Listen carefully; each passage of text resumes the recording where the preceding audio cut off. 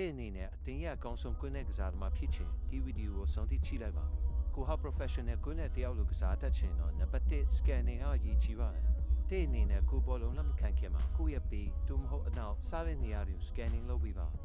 ဒါမှသာလင်တစ်စီဘောလုံးရောက်လာတဲ့အချိန်တည့်ရဲ့ decision အမှန်ကန်နေမှာဖြစ်ပါတယ်တစင်မြင့်တဲ့ level မှာကစားချင်တော့ကိုရဲ့ vision ရလည်းလူများထပ်ပို့ပြီးတစင်မြင့်နေရပါလိမ့်မယ်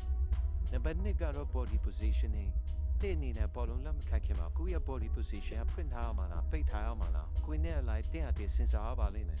နံပါတ်3ကတော့တနေရာထဲမှာမနေပါနဲ့တဲ့အနေနဲ့ငါကိုယ်လက်အထက်ကစားရပါကွာဆိုပြီးတနေရာထဲမှာပဲရက်နေလို့မရပါကိုဟာပဲနေရာမှာနေရာလို့ရှိလဲဆိုတာရှာဖွေပြီးတော့လိုက်ရိုင်ပြီးနေရပါလိမ့်မယ်